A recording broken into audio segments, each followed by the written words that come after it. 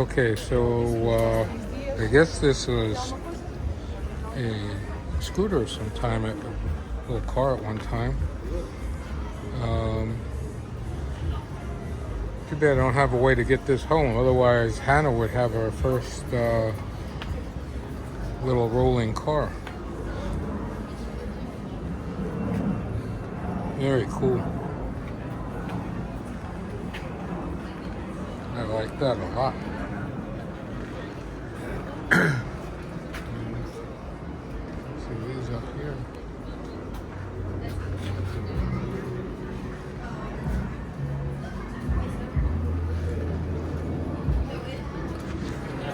You saw that we still have a queue outside, okay?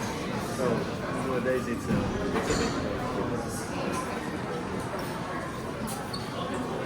bit Big. okay. Just a question before you go. Any of you, do you want to use washroom, something like?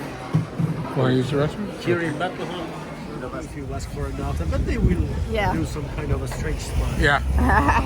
They'll go, why are you saying that? So these are not called at this place at Belem Pastéis de nada because that's been actually a Portuguese translation. The original, which is what we're going to, is not called that, although they're the same. And they're Pastéis de Belem, which is where they originated from. So this is the place.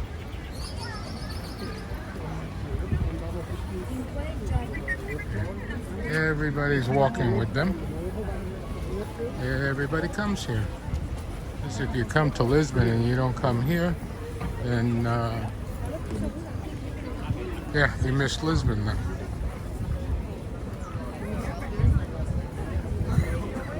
¿Ya fuiste al baño?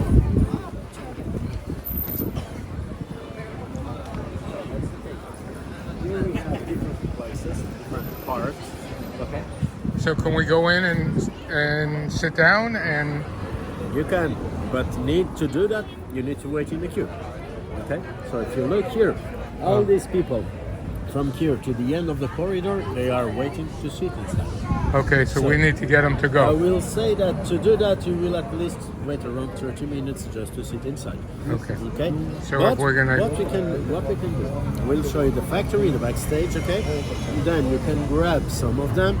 Nearby the next point, we will pass by the Geronimo's Monastery. I will do an explanation, but we will stop at the Bethlehem Tower.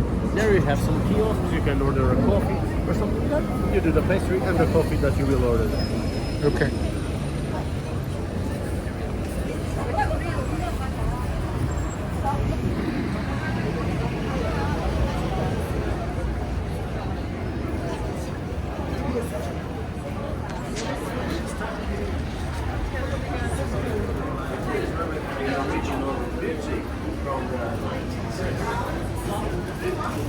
It's a vintage place.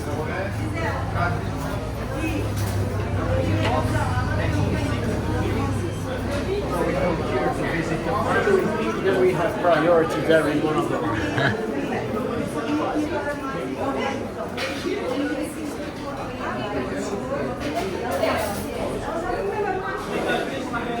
As you can see, plenty of variety of different cakes.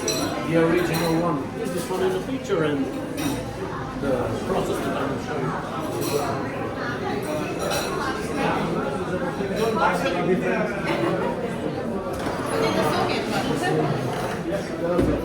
Obrigada. It's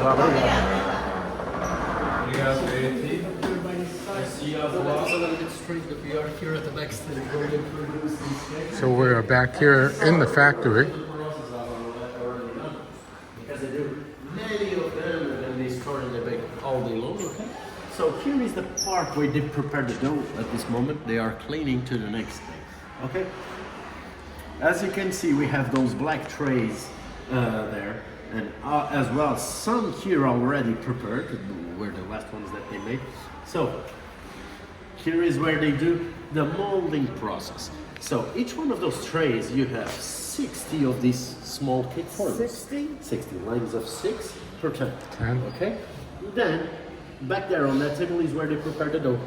It's a filo dough, so they need to extend it and roll it many times to create all the layers. Layers. And then at the end, they leave a long rolling stripe and they cut it in many small pieces.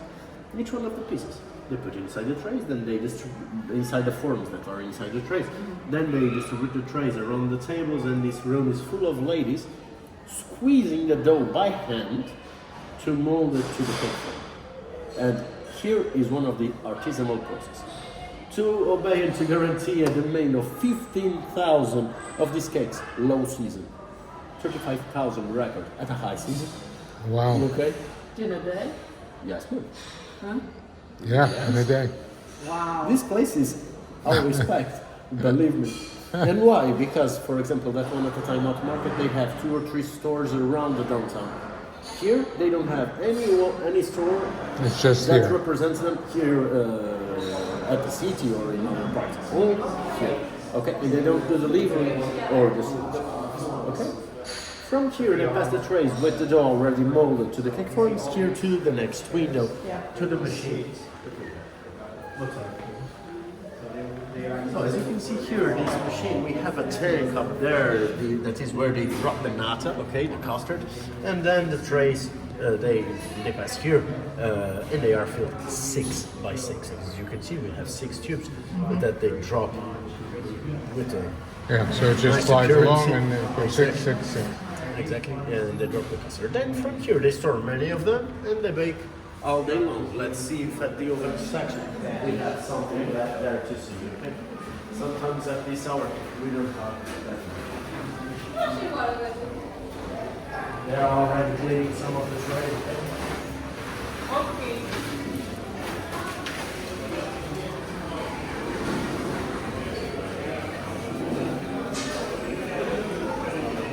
They are making the last ones, as you can see. They are removing them from the oven. Then they wet a little bit there because they are too warm, as you can see. They are removing the cakes from the oven. They bring the cakes here to this table. They put the trays here above the pot. And then they start removing each one by hand when they are just warm, not hot, okay? To do some kind of a quality control. The ones that are too big, they don't sell directly to the trash, to the garbage. Then if they sell out, or then do they close for the day, or do they just Bake all day long. Oven section, last demanded, the last work at the end of the day, but till 10 o'clock you have them warm.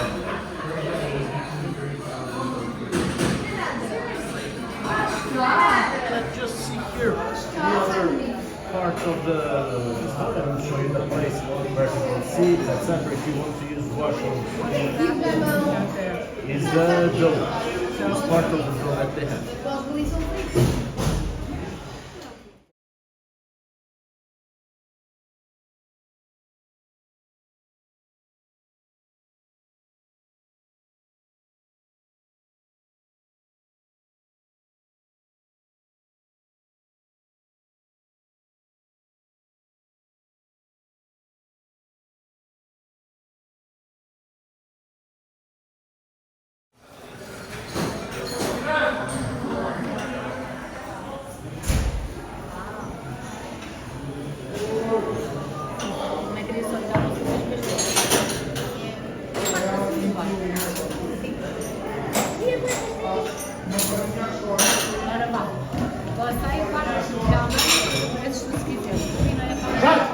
Year 1505, this place was here installed to serve part and some activities of the Portuguese nautical expeditions. Okay, here inside this monastery as well, the monks used to be prepared to be part of the nautical journeys, of course, to share the word of Christ, more to impose than to share, as we know.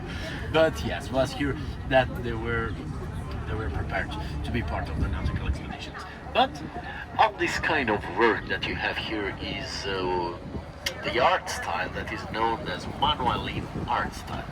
Okay, that is an art style that was invented on his period, at the period of Manuel I. That's why the art style is called Manuelin art style. I will just approach here a little bit more. And yes, and why Manuel I decided to do this impressive construction?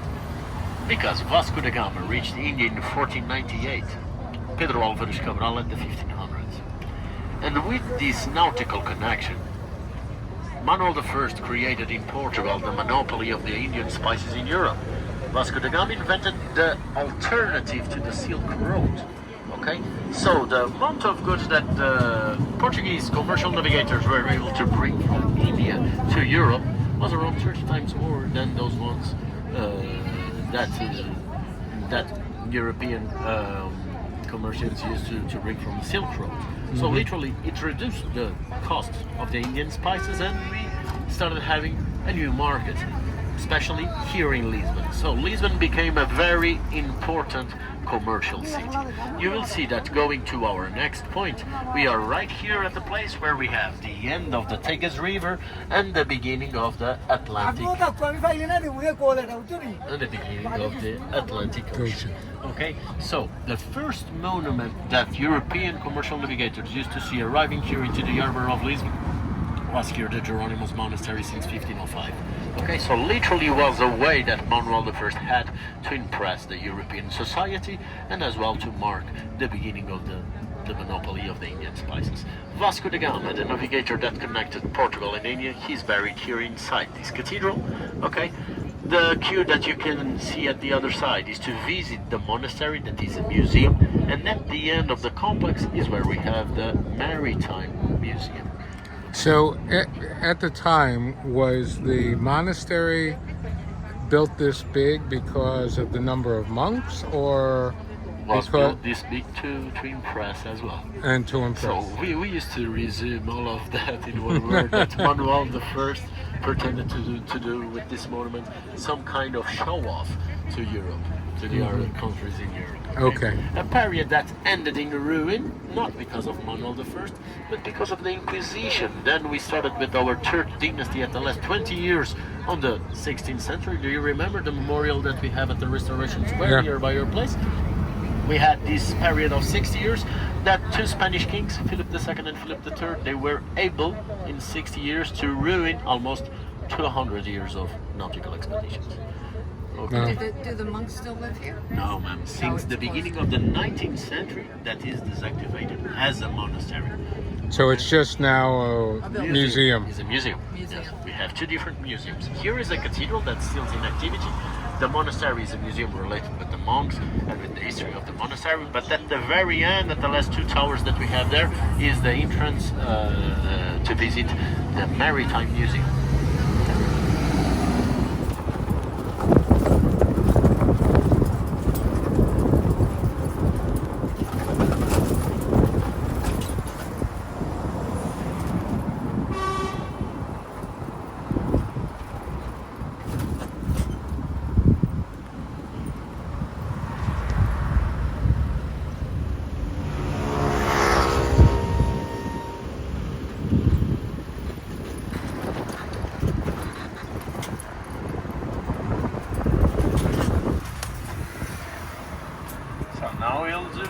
Another passage to go to the other side of the train line, and from up there will be the place that we will see an ocean bay already, okay, and the lighthouse of Caxias, that is the official landmark that marks here the end of the river and the beginning of the Atlantic Ocean.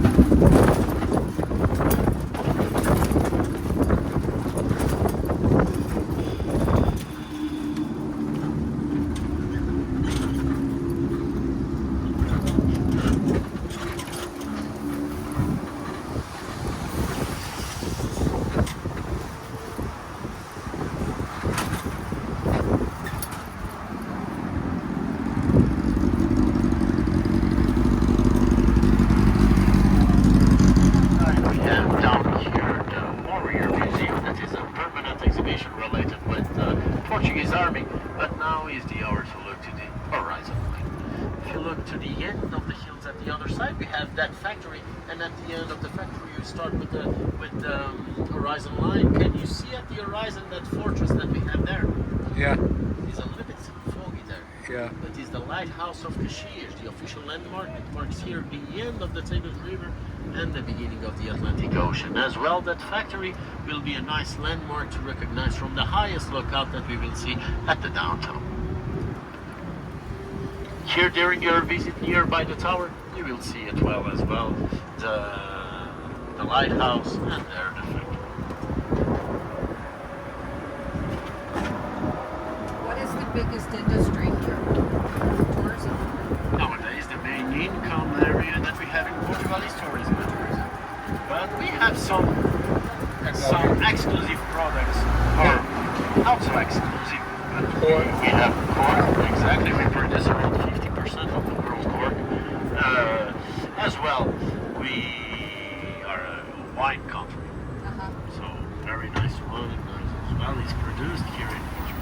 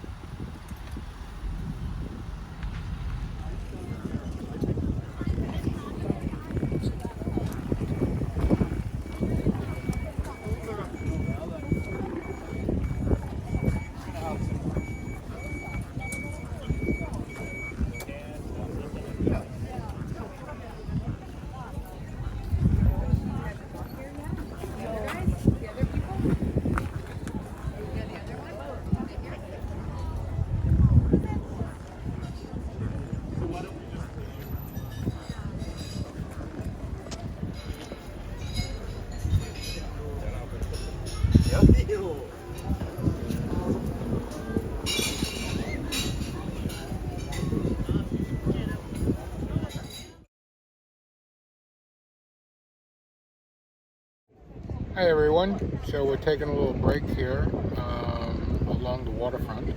It's very windy. Very windy. It's getting a little cool because it's getting late in the day. Yeah. I don't know, it's 4 or something. 4:30. I don't know how much you can hear of us. I didn't put the microphone in, so we'll try and get more organized for tomorrow.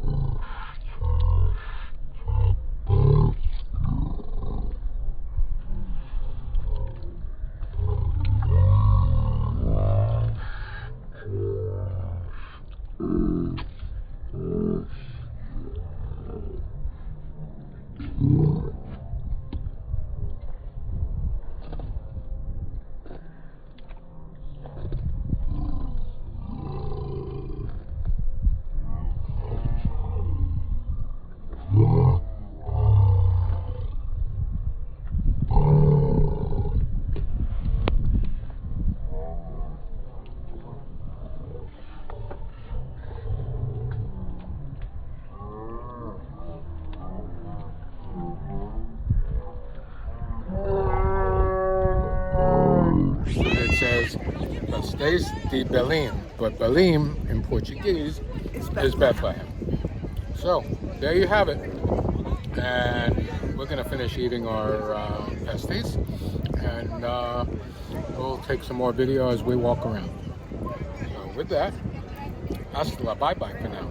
Our pastéis, and what we did was we just bought 3, which I guess was pretty uncommon for 2 people. But we also bought these, which are basically Portuguese donuts, and they're filled with custard. So we're gonna yank one out, pull a piece out. You can't pull it. Pull. And there we go. We have a little piece here.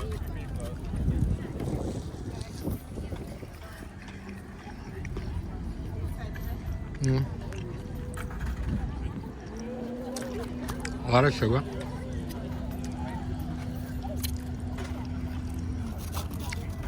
A lot of cream. So what do you think? I could eat the whole thing. Go for it. No, this thing is huge.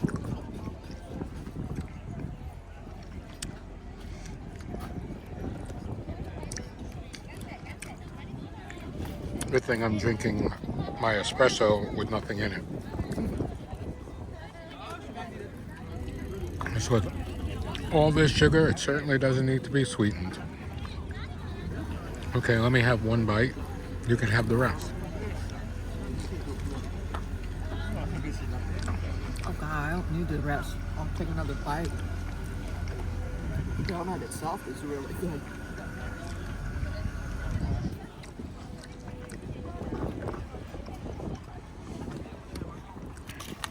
Back in the box for a little later.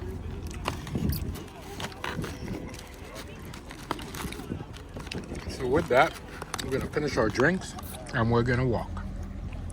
Hasta la bye-bye for now.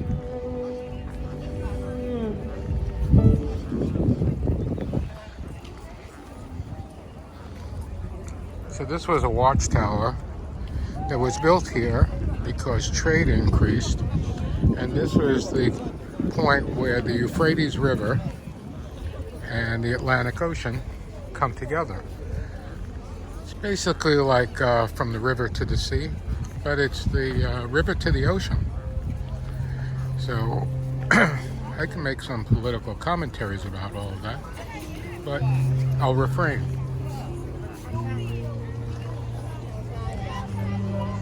Instead, we'll look at the architecture.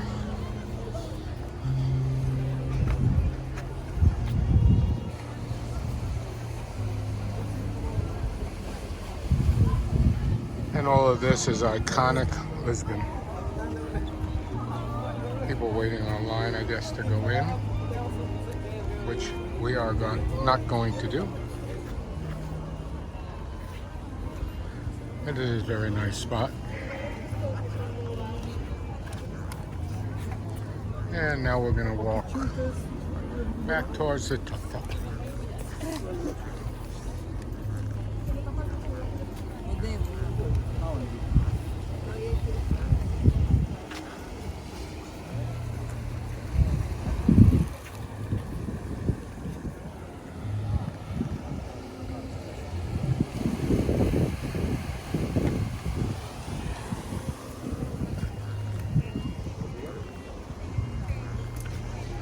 Nice place to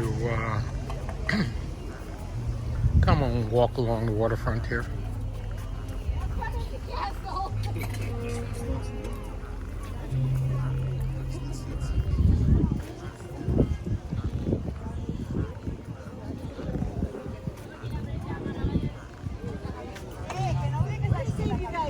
There's the bridge that we were under before, where we went to the artsy-fartsy place. And as you can see, and we keep seeing basically the same landmarks, now everything is very, very close. The issue is elevation. Changes pretty dramatically. So here along the waterfront, where the Pastéis de Belem is, it's relatively flat. You can just walk along the waterfront, as you can see all the way down. But once you get up to the top where the top of the elevator is, that's pretty high up, and it's a hike going up to those streets. So anyway, more as we proceed along. And we are back in the tuktuk, heading down there.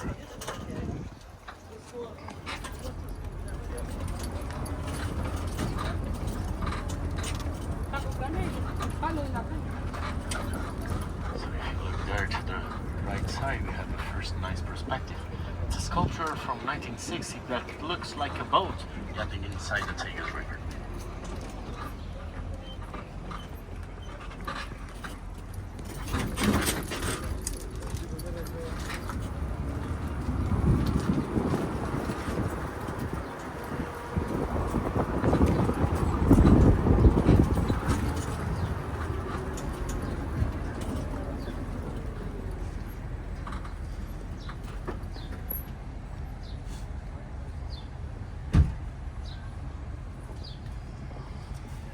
Okay, so here we're at a different part of the waterfront, and this is a monument to all the explorers and the mathematicians and all that.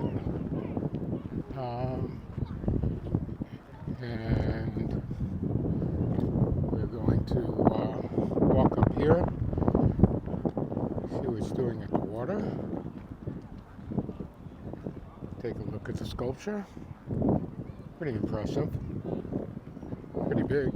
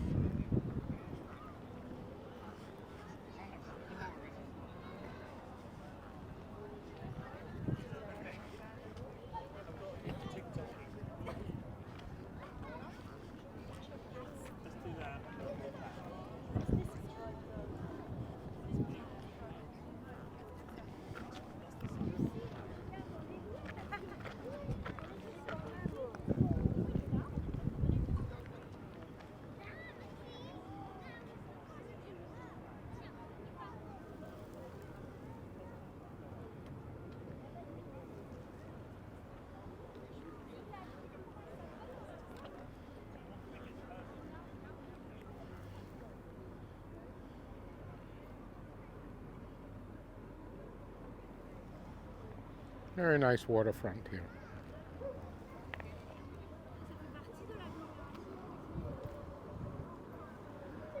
What do you think, dear?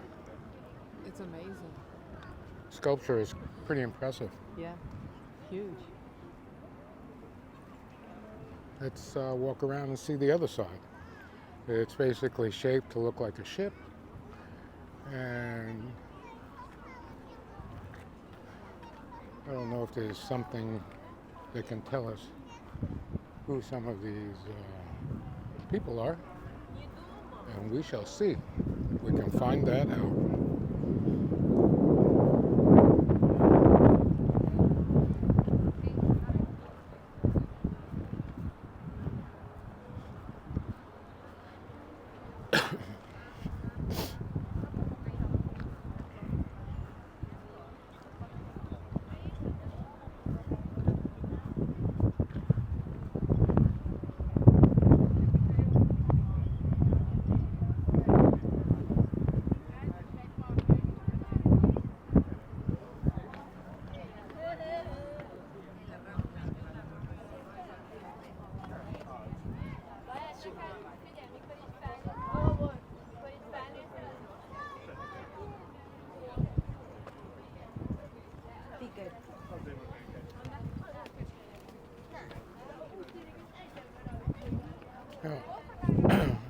Looks like there's an elevator in there, so I guess there's a place where you can go up and look out, which we are not going to do.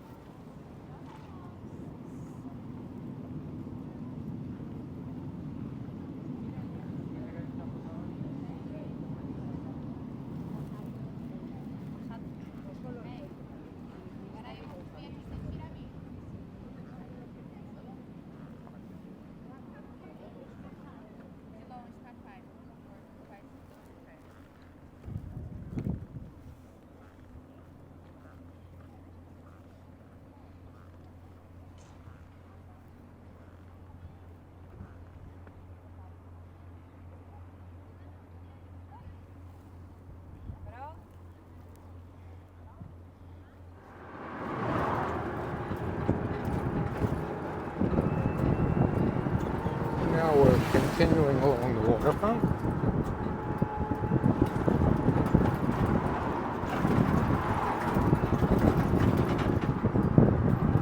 This is now here through this garden that we will have an open perspective and we can see the Bethlehem Palace there at the end inside those pink walls.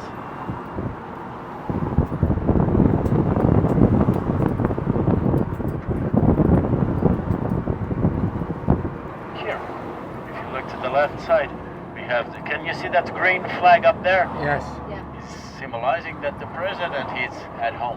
At home. Yes, and he's there, the Oh. pink palace. Maybe we should go stop in for dinner. Yes.